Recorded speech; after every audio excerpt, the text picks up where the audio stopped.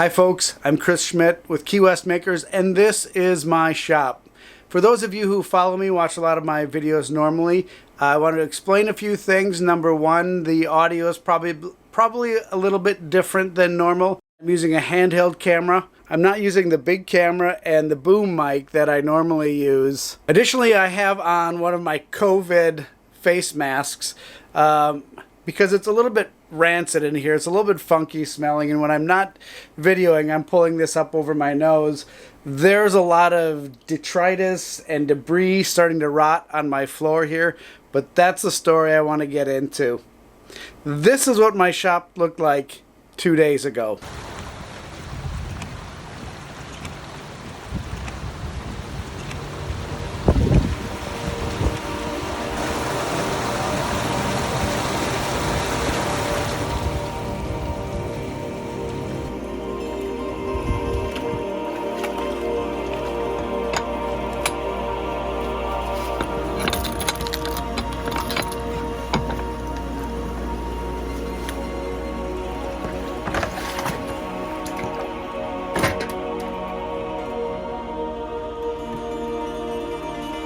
This is my shop.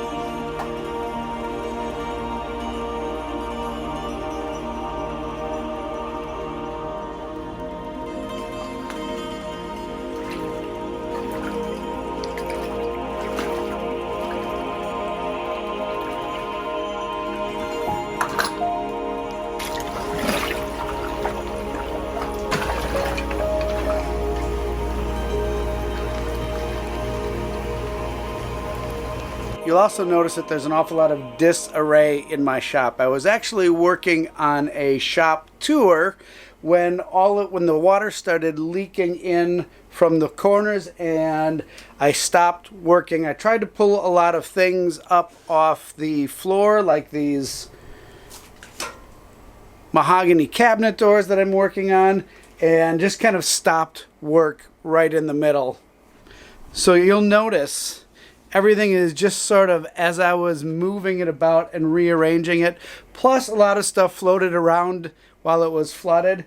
And additionally, I have kind of moved a couple things around just to get them out of the water, or away from, trying to pull things away from the walls a little bit. So again, for those of you who watch the videos regularly, especially the COVID vlog series where I've been just doing some vlogging in the shop and working on this, working on this mystery project. For example, this is a piece, sorry, we're kind of tilted. Oh boy. This is a couple of slices of mahogany, of thick mahogany that had termite holes in, and I filled this with epoxy, black epoxy, and then I was working on starting to level it off and sand it down and start to machine it a bit. That would have been part of the next vlog as well. We'll try to pick that up soon. But I think I need to pause that for a bit. I've got a number of changes in the shop here. My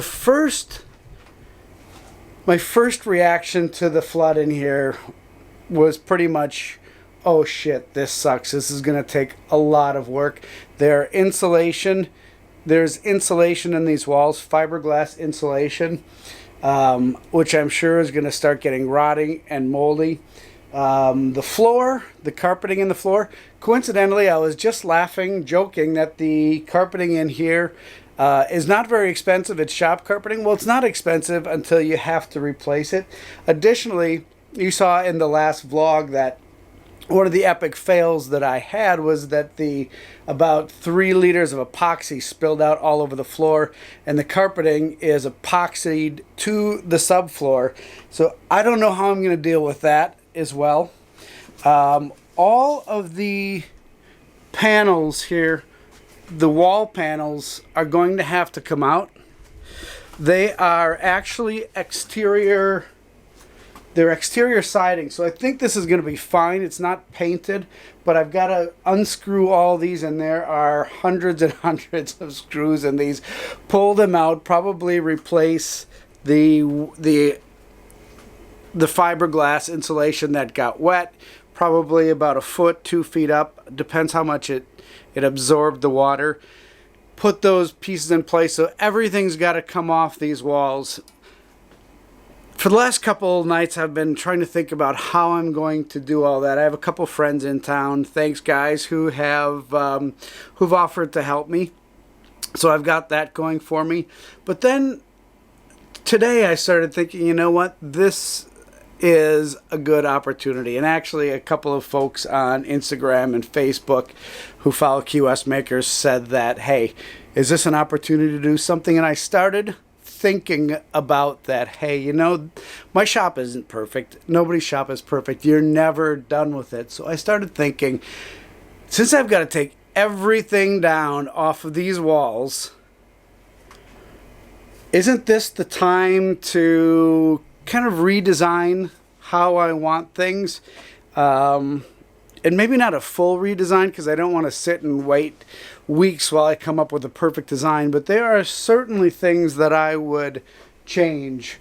I have this kind of lumber rack in the middle of my shop, and yeah, there's no problem walking under it. It's probably 7 feet high here, but I'm not really in love with the way that it blocks the light. So I wouldn't mind trying to figure out, I have this mezzanine above the top of my shop here.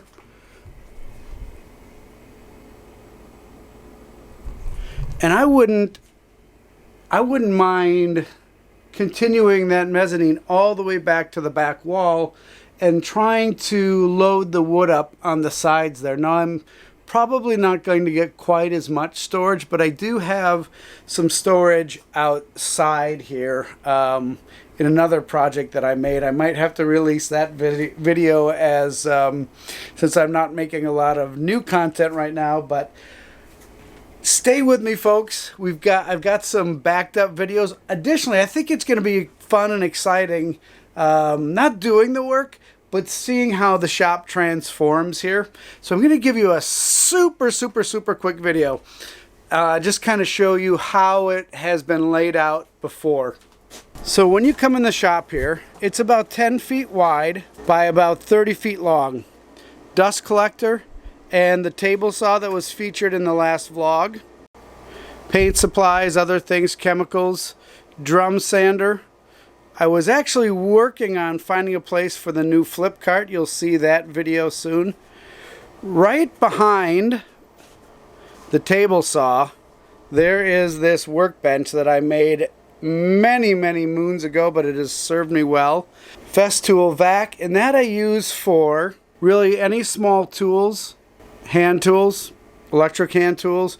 With this vac, they automatically turn the vac on when you use the tool. My Festool K-Pex saw, and then a whole basically row of sustainers and tools, and this serves as kind of the outfeed for the chop saw, if you will. There's a track in here where I can do repeated cuts. I think a lot of you have seen the Sortimo rack. My jet bandsaw. Something I don't really feature too much in my videos, my CNC mill. It's actually undergoing an upgrade right now. That's why the router is off the axis here. Moving back along the wall, there's a back door. There is my drill press, all of my clamps, my jointer. The planer is on the other side of the flip cart of the sander. Right now my router table is here. This router table is actually a wing that goes on the end of the table saw, and I might try to figure out how to get that back there. This is really, though, the only walkway in my shop, so if I add that wing to the table saw, I'm going to have to do something over here. All of my hand tools are on this wall. You've probably seen that video. And behind these panels, which are soaking wet on the bottom now, there is a whole another row of sustainers in storage there.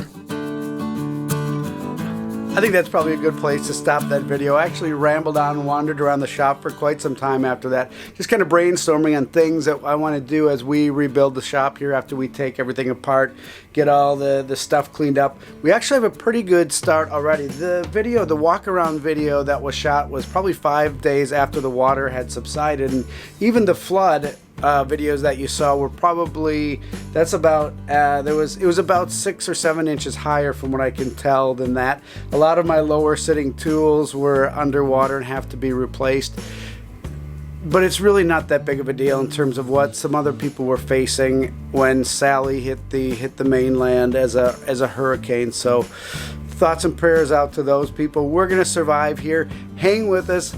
Stay with us, watch the channel, watch the shop transform. I think you're gonna like it. It's gonna take a bit of time, but it'll be fun in the end. Until then, folks, take care of one another. Be good to yourself, be good to each other. Stay safe out there. This is Chris Schmidt signing out from Key West.